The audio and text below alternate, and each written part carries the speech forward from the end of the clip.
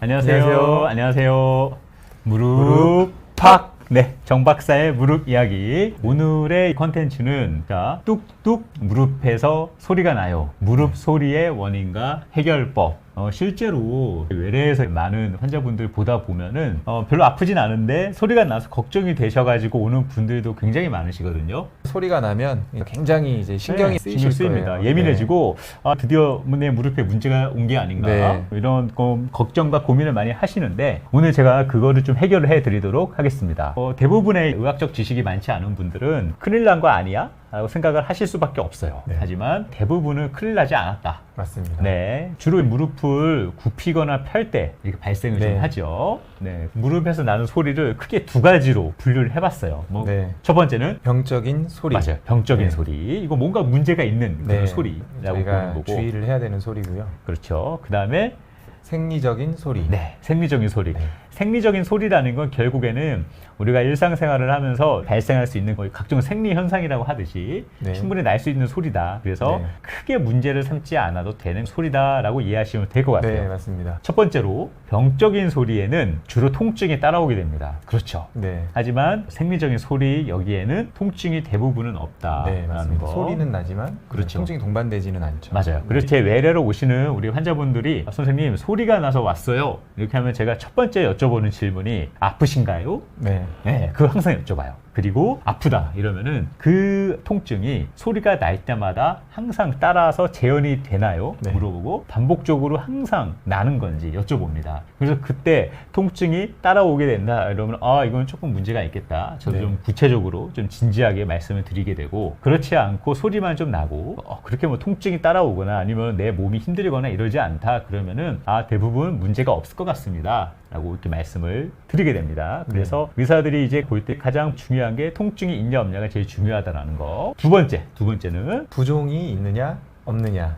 그렇죠. 이것도 굉장히 중요한 얘기인데 네. 결국 부종이라는 게 붓는 거잖아요. 네, 맞습니다. 네, 그럼 붓는 거는 결국 우리 몸에 염증 반응이 생기면서 붓게 되는 건데 네. 염증 반응이 그냥 생기는 게 아니고 어떤 병적인 문제가 있어서 통증과 함께 따라오는 거기 때문에 네. 부종이 있으면은 이건 조금 문제가 있겠다라는 생각을 좀 하시면 좋을 것 같습니다. 붓기는 크게 두 가지로 나누게 돼요. 관절 밖의 붓기, 그 다음에 관절 안의 붓기인데, 관절 안에 삼출물, 결국 네. 물이 차는 건데, 네, 이렇게 맞습니다. 되면은 관절 안의 구조물, 뭐 연골, 인대, 연골판, 이제 이런 것들이 손상이 간 거거든요. 그래서 관절 안에 물이 찼다 이러면은 이건 뭔가 병적인 네. 문제가 생긴 거다라고 판단을 좀 하게 됩니다. 그러면은 맞습니다. 자, 병적인 소리라는 게 구체적으로 뭐냐? 정상적인 생리적인 소리는 간헐적으로 가끔 나는 건데, 병적인 소리는 항상 지속적으로 반복이 된다.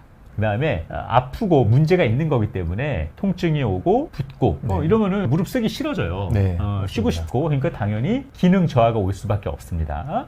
이게 되게 핵심인 것 같아요. 문제점을 정확히 진단을 해야 되는데 네. 진단하지 못하고 치료를 하지 못하면 무릎 손상이 결국엔 진행이 되게 됩니다. 네. 이러면은 쉽게 고칠 수 있었던 것도 네. 나중에 크게 병이 진행해서 이거 크게 뭐 큰 수술을 하지 않으면 안 되는 그런 식으로 진행할 수 있기 때문에 굉장히 좀 유념을 좀 하셔야 될 것 같고, 그래서 이제 원인을 파악해서 조기에 적절한 관리가 필요하다라는 네, 맞습니다. 거죠. 이 병적인 소리라는 게. 그림을 보시면은 왼쪽 사진과 오른쪽 사진에서 뭔가 차이점이 좀 있어요. 왼쪽이 정상 무릎이고 그다음에 오른쪽이 문제가 있는 무릎인데, 보시면은 뭔가가 뼈 조각 같은 게 엑스레이에서 보이고 있네요. 앞에 뚜껑뼈랑 네. 무릎뼈 사이에 이거가 병적인 소리를 일으킬 수 있는 관절 내에 유리체가 있다라고 표현을 합니다. 맞습니다. 유리체라는 게 부유물, 관절 안에 붕붕 떠다니는. 근데 이제 이게 작으면은 큰 문제가 없는데 네. 이렇게 사이즈가 크게 되면, 이게 저희가 이제 수술했던 환자분 사진인데 조각 크기가 한 2cm 정도는 되죠. 네. 이러면은 관절 사이에 막 껴가지고 통증을 일으킬 수 있고, 딸그락딸그락 네. 이게 관절 안에서 왔다 갔다 하면서 통증을 일으키게 됩니다. 이거는 병원에 오셔야 됩니다. 그리고 진단을 한 다음에 의사 선생님이 제거를 해줘야 돼요. 자, 이제 두 번째,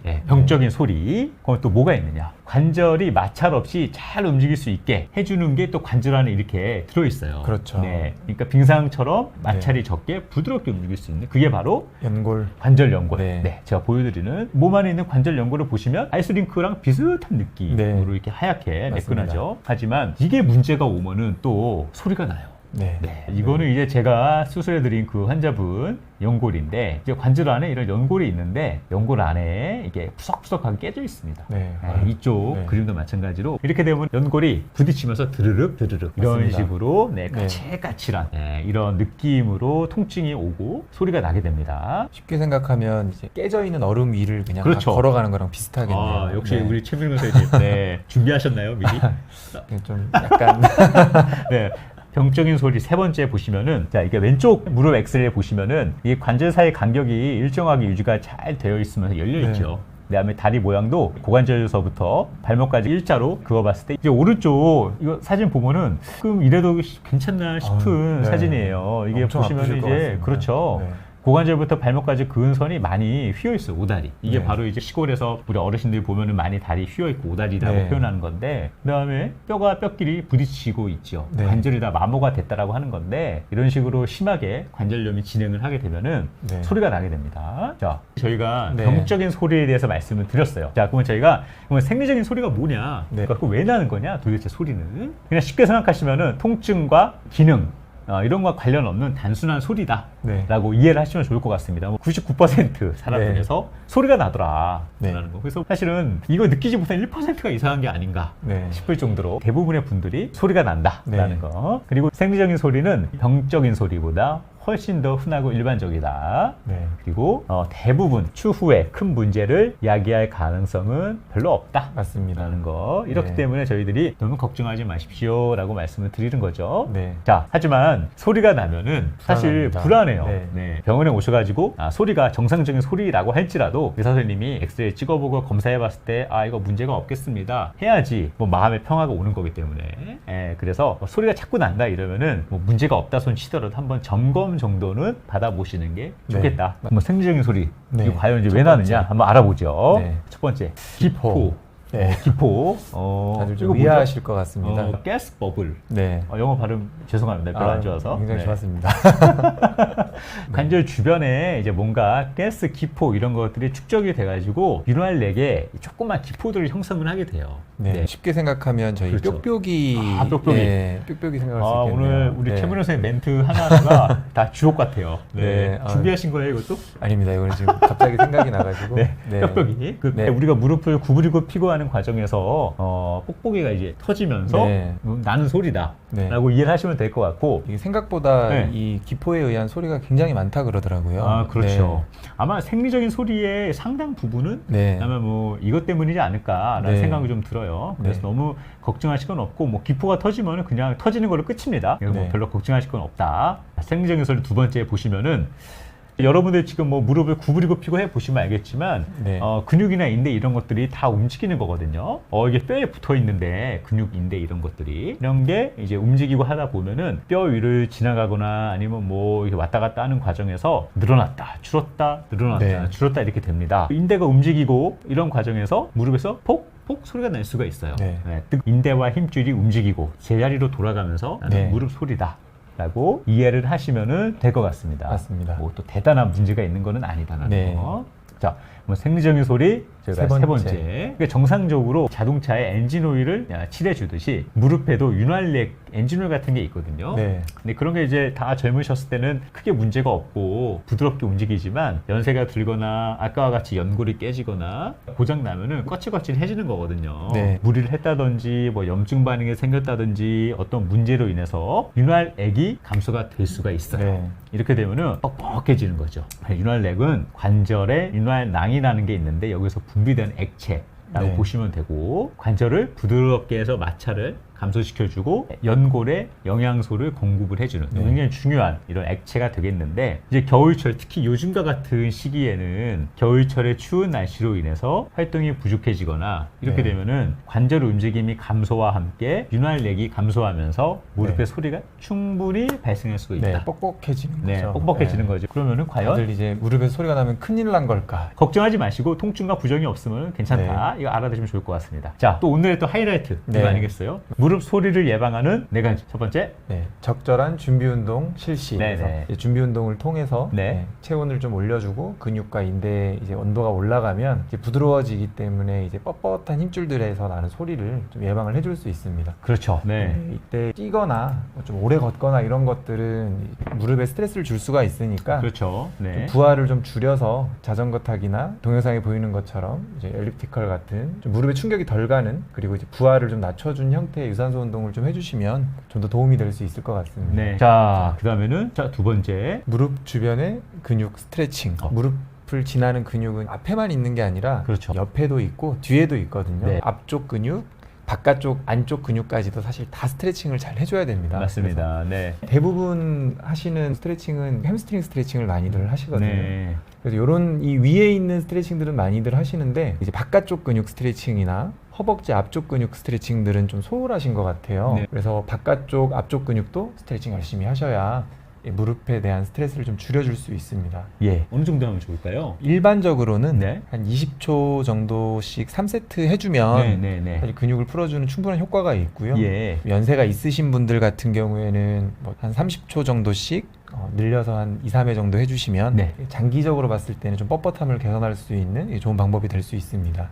뻣뻣한 거 개선해가지고 충분히 소리 이런 거 나는 걸 줄일 수 있겠다. 세 번째, 자세 조절력 강화. 한 발로 서거나 했을 때는 내 몸의 어떤 흔들림이나 자세의 변화를 잘 이제 조절을 할 수 있어야 되는데, 이러한 능력들이 나이가 들어감에 따라 기능이 약해집니다. 그러다 보니 이제 무릎의 정렬도 안 좋아지고 걷거나 계단 올라가시거나 할 때마다 뭔가 무릎이 불안정해지면서 자꾸 이제 관절 연골도 손상이 될 수가 있고 소리가 날 수도 있죠. 그래서 이제 그러한 기능을 개선하기 위해서 그냥 단순히 서는 게 아니라 밑에 불안정성을 유도할 수 있는 쿠션을 대준다든지, 아니면 발을 앞 뒤로 흔들어 주거나 좌우로 흔들어 주면서 어떤 동요감을 일부러 만들어줘서 그거를 이제 잘 버텨주는 운동들을 좀 해주시면 관절의 어떤 불안정성을 조금 개선을 해줄 수가 있습니다. 그러니까 결국에는 이제 무릎 관절 주변의 기능을 많이 강화시키자. 그래서 이런 걸로 인해서 오는 소리 이런 것들 좀 줄여보고 자세 조절력 강화 이런 것들을 통해서 무릎의 불안정을 개선을 하면은 아마 뭐 효과를 충분히 보실 수 있지 않을까. 마지막 4가지 방법. 무릎 주변 근육 강화. 일단 무릎 소리가 날 때 일단 통증이 좀 동반되는 병적인 소리인 경우에는 바로 체중을 딛고 너무 무릎에 스트레스를 주면서 운동하시려고 그러면 아파서 못해요, 사실. 그럴 때는 최대한 이제 체중 부하가 없이 일단 시작을 하시면 좋습니다. 그래서 이렇게 무릎을 펴고 버티는 것만으로도 이제 허벅지 근육이 어느 정도 자극을 좀 줄 수가 있거든요. 그래서 이렇게 시작을 하시고, 또 무릎을 굽혔다 폈다 하는 것 자체만으로도 좀 힘들거나 너무 불편하다 하실 경우엔 무릎을 펴서 이렇게 들어 올리는 활동만으로도 허벅지나 엉덩이 근육들을 좀 강화를 시켜줄 수가 있습니다. 좀 상태를 봐서 만약 이제 체중을 실었을 때도 통증이 없다. 그럴 경우에는 굳이 뭐 체중 안 딛고 하는 운동만 너무 오랫동안 하실 필요는 없고요. 이제 무릎의 각도라든지 어떤 부하의 양을 좀 적절하게 조절을 하셔서 체중을 딛고 하는 운동들을 해주시는 게 사실 훨씬 더 큰 도움이 됩니다. 당연히 이제 무릎에 소리 나시는 분들은 이런 동작 자체에서도 좀 소리가 유발될 수는 있어요. 그럴 수 처음에. 있습니다. 근데 이제 그 소리가 이제 통증이 동반되지 않고 운동 처음에 소리가 나다가 몇 회 실시 후에 소리가 없어지면 너무 큰 걱정하지 마시고, 운동해서 장기적으로는 오히려 이제 그 동작 자체로 생기는 근력으로 인해서 더 도움이 되니까요. 운동해 주시는 게 오히려 더 이점이 크다고 보면 되겠습니다. 그래서 열심히 스트레칭, 근육 운동 많이 해주시는 게 중요하겠다는 거. 맞습니다. 한 번만 들으면 다 아는 무릎 이야기인데 무릎 팍! 정 박사였습니다.